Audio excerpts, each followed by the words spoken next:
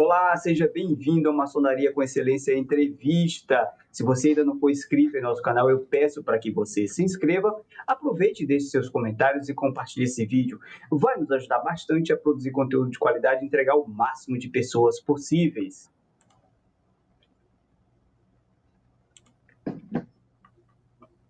Conheça o site Maçonaria com Excelência. Junte-se à elite do conhecimento maçônico. Tenha acesso a artigos, livros e vídeos. Faça parte da maior comunidade voltada ao estudo da maçonaria. Hoje nós vamos receber o querido irmão e confrade Cledson Cardoso, que vai discorrer com o tema Maçom gosta de estudar?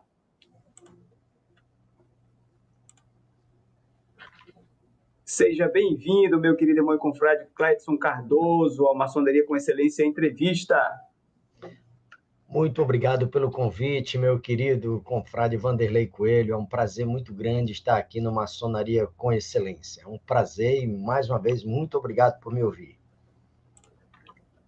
Nós que agradecemos, a gratidão por você disponibilizar o seu precioso tempo para estar aqui conosco, falando de um tema tão importante, que, aliás, é o título do seu livro. Muito obrigado, com certeza será uma excelente entrevista. Bom, nós criamos aqui uma espécie de tradição, né, que já fizemos aqui. Você é o nosso terceiro entrevistado. Nós entrevistamos nosso confrade Isaltônio Machado e entrevistamos também o nosso querido irmão Cídio Lopes, e hoje você está aqui conosco, né, o terceiro episódio, e durante esses 3 episódios a gente criou uma espécie de tradição, da qual a gente não faz a leitura do currículo.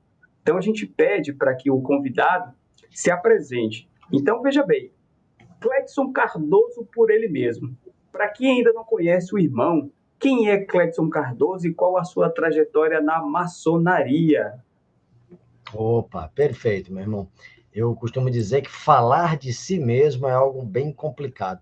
É mais fácil os outros falarem de você, né? Ou bem, ou mal, mas os outros falarem. Você falar de você mesmo é mais complicado. Mas vamos lá. Bom, meu nome é Cledson Cardoso, vou completar 60 anos esse ano, e sou cearense, graças a Deus. Nasci na cidade de Quixeramobim, que é uma frase em tupi-guarani que quer dizer meus velhos tempos.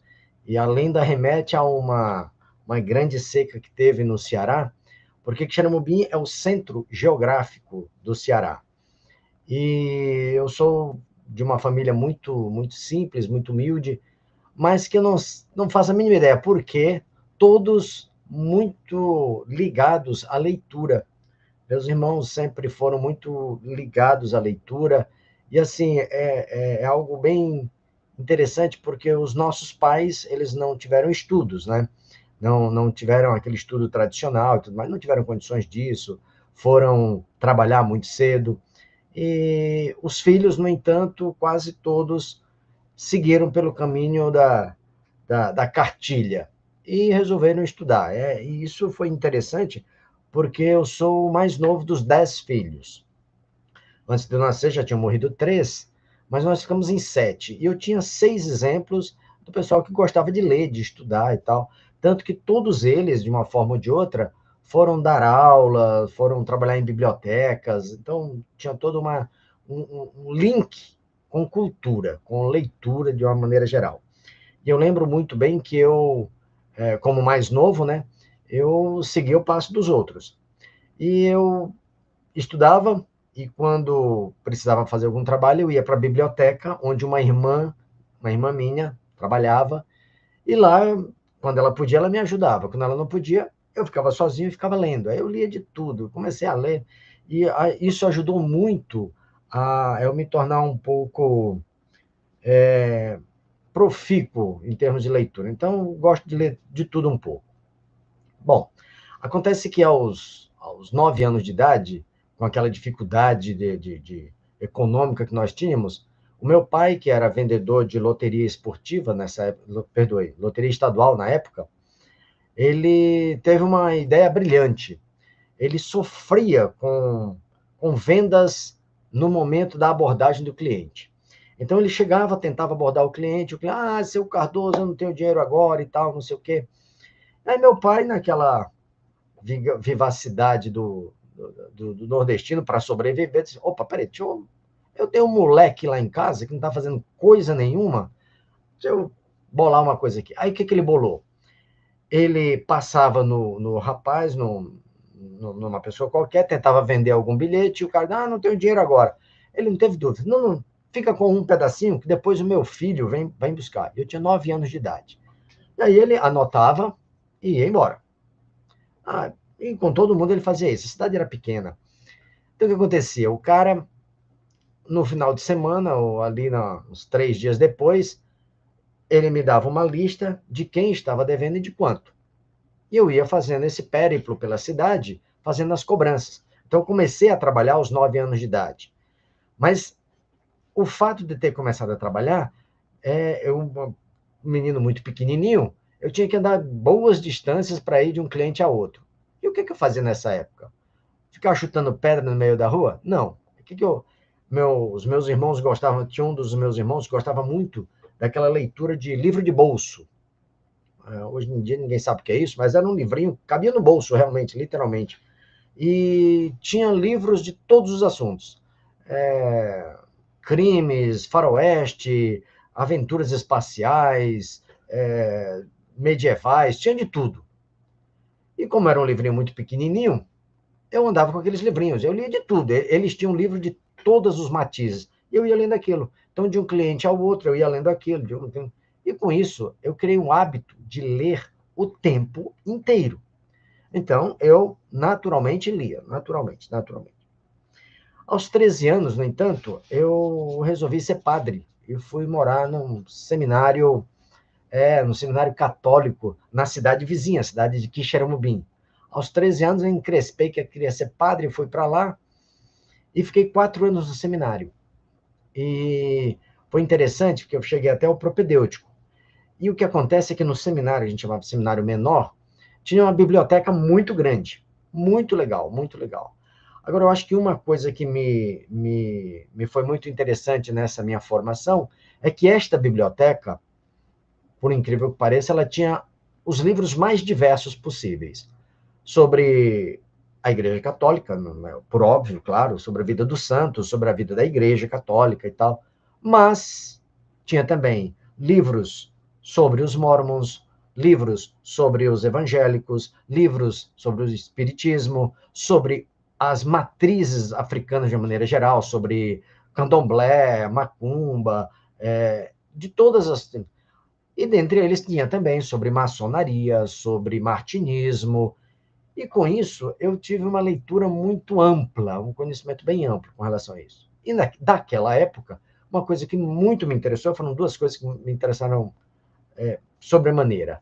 Tanto maçonaria, o assunto foi muito interessante, eu gostava de ler sobre isso, quanto sobre espiritismo. Eu lia bastante sobre os dois, porque eu achava bem interessante, casando esses assuntos com o formalismo da Igreja Católica, a formação histórica, e isso acabou virando um caldo cultural, digamos assim. Aos 17 anos eu saí do seminário, fui para Fortaleza, que a minha família já estava morando lá, e fui morar com o meu irmão mais velho.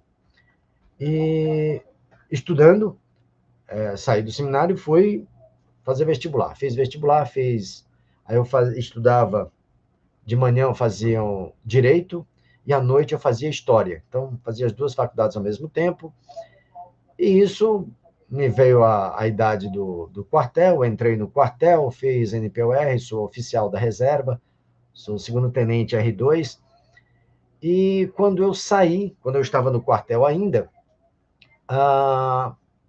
aconteceu do meu irmão me fazer uma abordagem.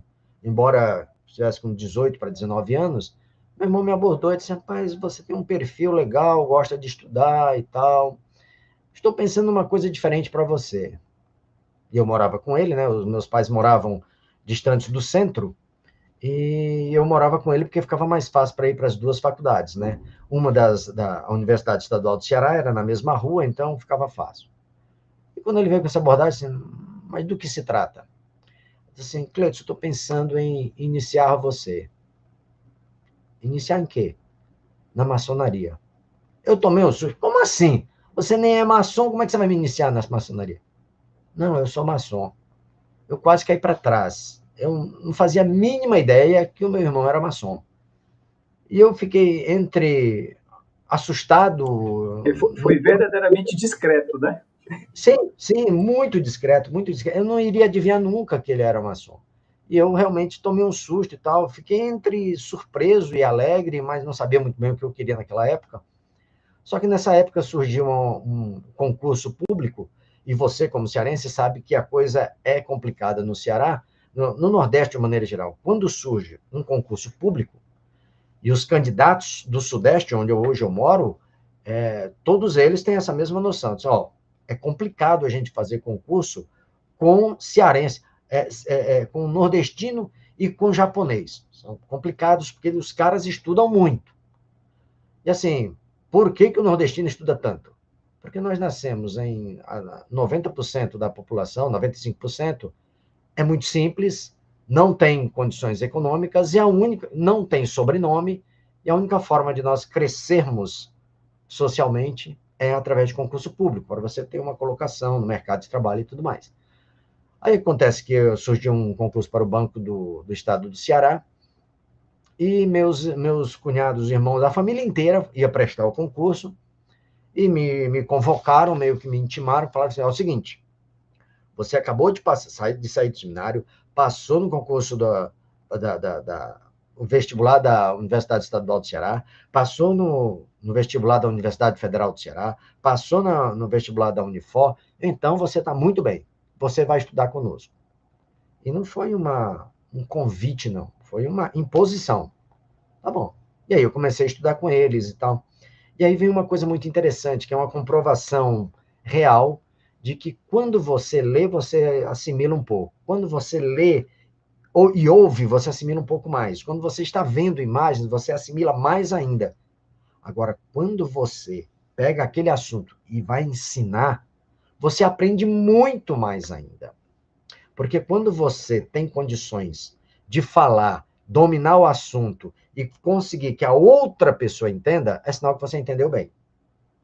Resultado, só eu da família passei no concurso do bendito do Banco do Estado do Ceará. E aí, passei no concurso e aí ficou aquela situação. Se eu ficasse no quartel, eu ficaria por 10 anos e sairia com a mão na frente e outra atrás.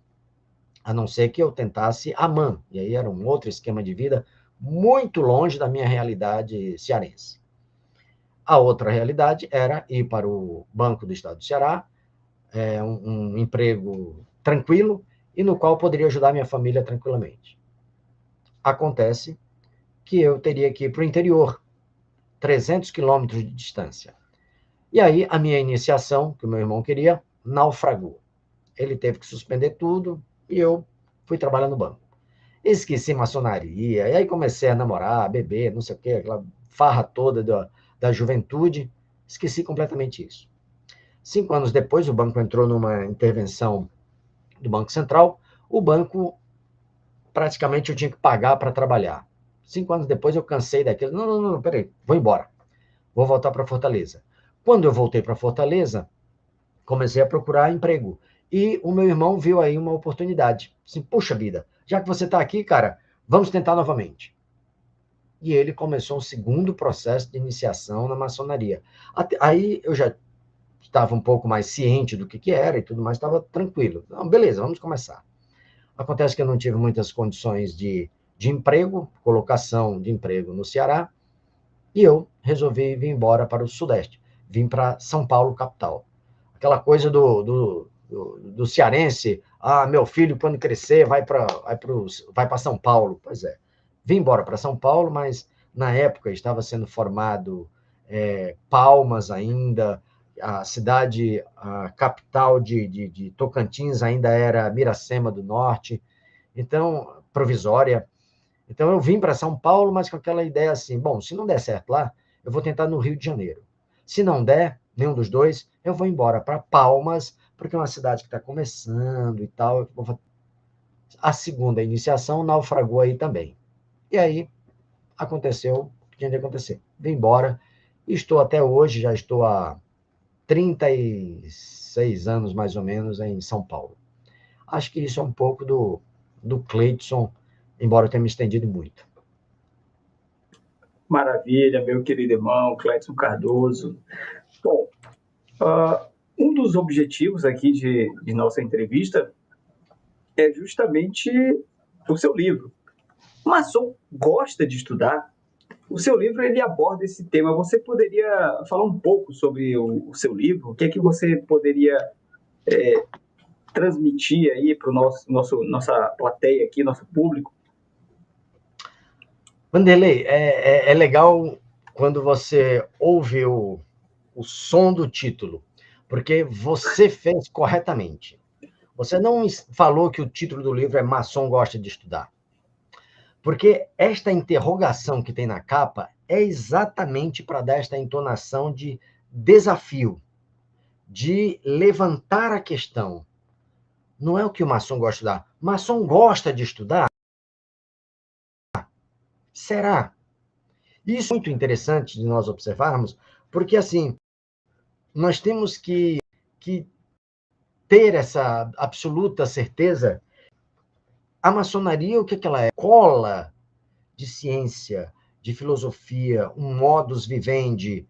Bom, mas se ela é uma escola de formação moral que tenta fazer o homem melhor, mas se é uma escola, tem que estudar.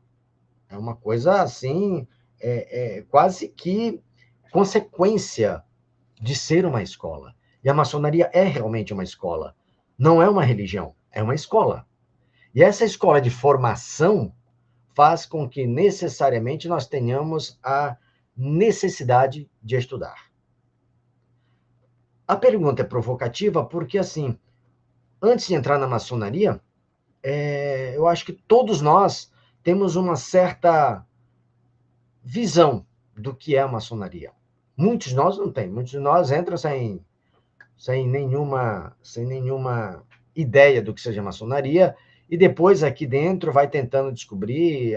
Às vezes tem sorte de encontrar um nicho que gosta de explicar as coisas, de estudar e tudo mais, e acaba superando essa dificuldade, a pessoa acaba entendendo o que é a maçonaria e a vivê-la da melhor maneira possível. Mas, infelizmente, uma grande parte de nós não encontra esse nicho. E aí, não é incentivado a ler, a entender a maçonaria, a estudar, a saber quais são os seus objetivos. E isso, infelizmente, não é uma característica apenas da maçonaria. Eu já pertencia a diversos clubes de serviços, digamos assim, e muitas vezes os membros de um Lions Club, de um Rotary, eles participam por participar, mas eles não fazem a mínima ideia da história daquela entidade, o que é, o que deixa de ser, como chegaram até ali. Por exemplo, no Rotary, pouca gente sabe quem é Paul Harris. Então, nós acabamos vivendo uma rotina e vivendo aquela situação de despreocupação com o que é realmente aquilo que eu estou fazendo ali e o que é aquilo onde eu estou. E com relação a isso, eu já tinha lido bastante sobre maçonaria, então eu estava tranquilo quando eu aceitei um convite, recebi um convite aqui em Lins e entrei numa loja. É claro que eu não sabia que eu estava entrando numa loja do rito moderno, porque antes de entrar na maçonaria, a minha noção é que a maçonaria era universal e uníssona, uniforme. A minha concepção de maçonaria era essa. Eu não fazia a mínima ideia que nós já tivemos mais de 220 ritos no mundo. Assim, como assim? Peraí, e o que raio é um rito? Ah, não, é porque assim, você está fazendo o seu compromisso com a potência tal. Sim. Não é com a maçonaria? Não, é com a maçonaria, mas é com a potência tal. Tá, e o que isso quer dizer exatamente? É que aquela outra potência ali, você não pode nem visitar, entendeu? Eles são do mal. Assim, como assim exatamente? Tem alguma coisa errada aqui com o que eu estudava sobre maçonaria na época do seminário, na época que eu era criança. Assim, acho que eu era muito inocente para entender essas nuances políticas. Vamos lá. Então, isso foi criando um certo problema. Porque o que acontece? Antes de entrar na maçonaria, eu estou há 35 anos como advogado. Quase que o mesmo período que eu tenho de São Paulo, que quando eu cheguei aqui eu fiz ciências sociais e, ao mesmo tempo, fui fazer direito. E aí, esse mais de 30 anos de advocacia e lendo desde os 9 anos de idade, é difícil o cara chegar, me entuchar um livro e, dá uma lida nesse livro. E eu não ler. Eu vou ser chato e vou ler. Bom, no dia da minha iniciação, me entregaram um calhamaço. Era estatuto não sei de quê, regimento não sei das quantas, lei maçônica não sei o quê, bibi, blá, blá. Assim, caramba. E não me entregaram isso assim. Me entregaram um ritual, um manual de ritualística e uma pendrive. Eu falei assim, caramba, o que deve ter nessa pendrive? Fotos. Quando eu abri, era um calhamaço de literatura. Muita coisa de literatura. Mas o doidinho além de tudo, advogado e tal, encontrou um monte de regimento de lei orgânica da magistratura da maçonaria, Supremo Tribunal de Justiça Maçônica, Tribunal Maçônico. E aí o maluco começou a ler tudo. Leu. E eu leio marcando, risco tudo. Não me empreste um livro nunca, porque eu não... Eu achei que só eu era maluco, que eu fiz a mesma coisa. E o que aconteceu? 3 meses depois, Vanderlei, eu, depois de ler tudo aquilo, risquei um monte de coisa, fiz uma anotação pra caramba. 3 meses depois, eu cheguei para um mestre muito antigo da minha loja, disse assim, Maninho, seguinte, me entregaram isso aqui no dia da minha iniciação e eu li tudo isso aqui. Eu tenho um monte de dúvidas. Com quem que eu falo para tirar dúvida? O querido irmão não teve a mínima dificuldade em falar. Não, meu amigo, tá tudo na internet. É só procurar na internet. Eu quase caí para trás. Assim, peraí, era um sufoco na época que eu estava no seminário para eu ler esses livros para entender, porque era cheio de ponto para lá, cá, ponto para lá, não sei o quê. As palavras eram simbolizadas e não é só a maçonaria, tem outras entidades que também trabalham essa questão da simbologia das palavras e você não entende muito bem. Mas caramba, desde a época do seminário que eu tento entender um pouco de maçonaria, muita coisa eu não entendia.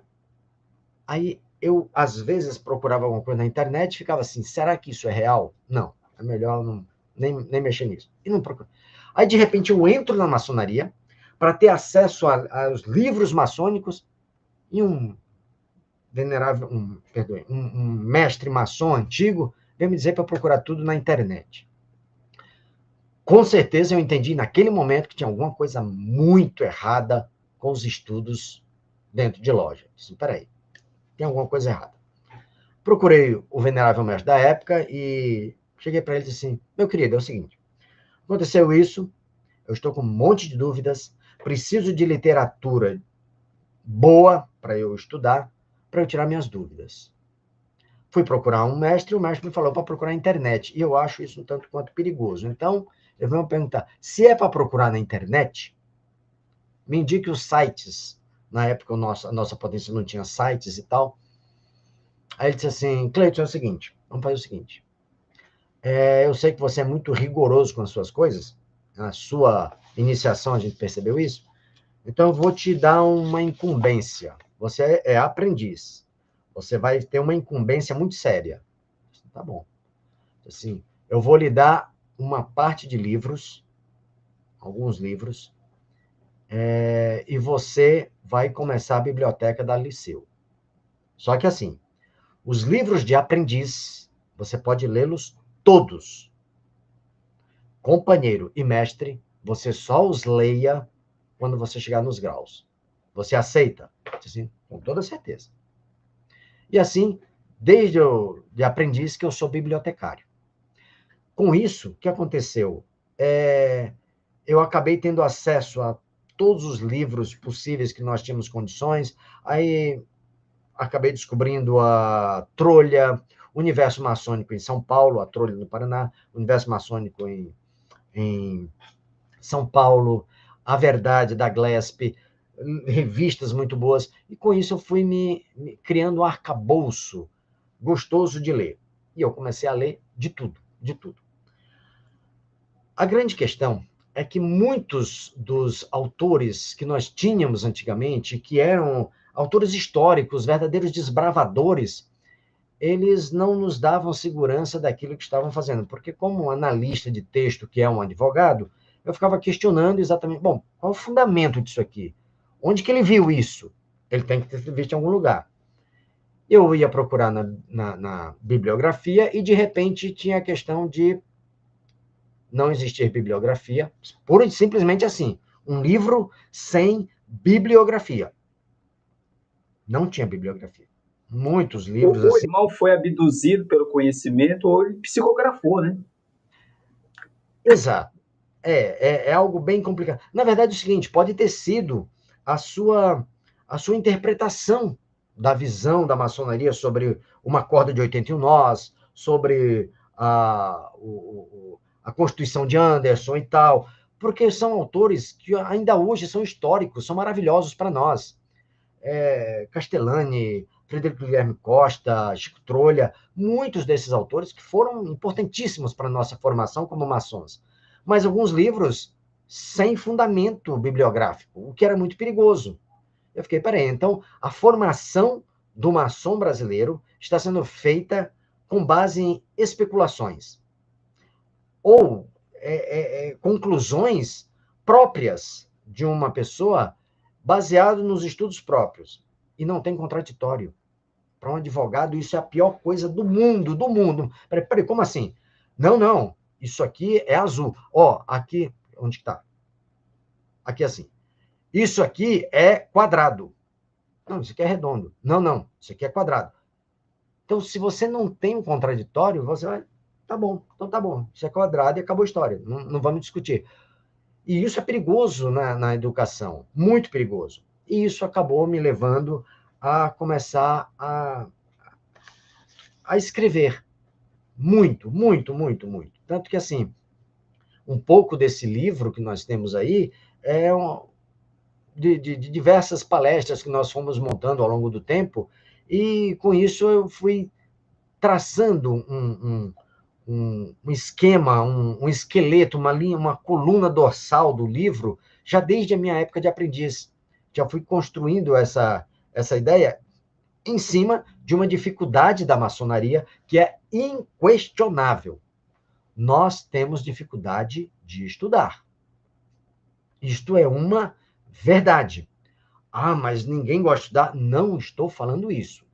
Eu estou falando que muitos dos nossos irmãos não sabem o que é maçonaria, não querem saber, e aí criou-se uma estrutura bem interessante. Já que eu não quero estudar, não quero ler, não quero que me encham a paciência, o que é que eu vou fazer?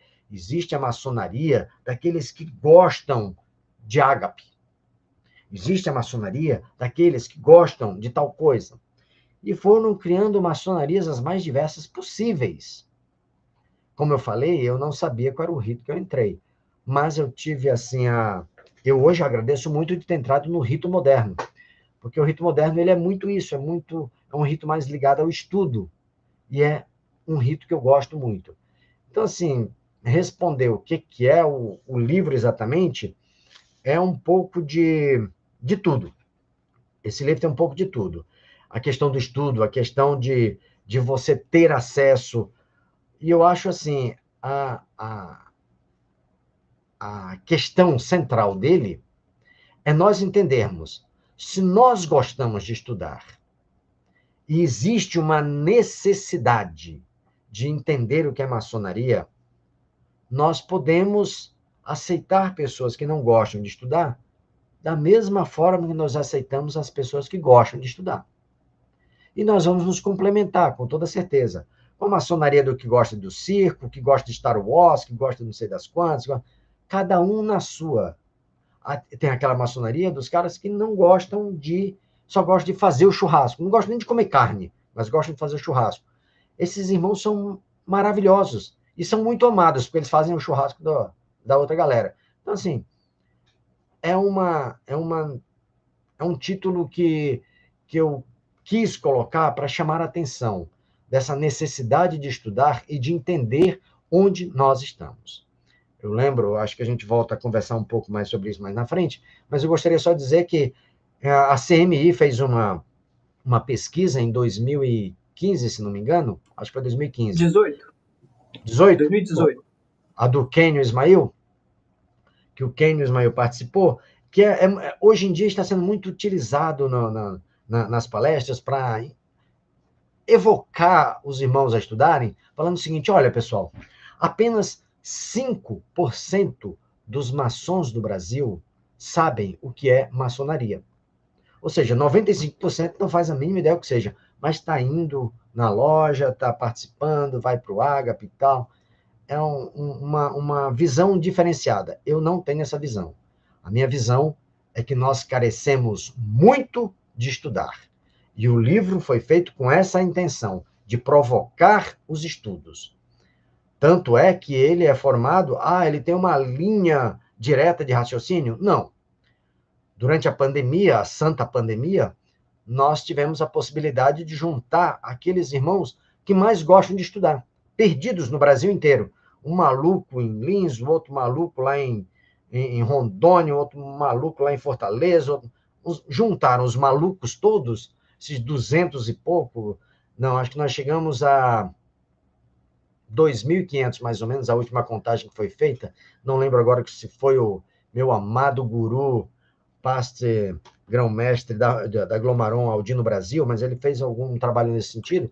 Nós fizemos um evento online sobre as 7 ciências sociais liberais.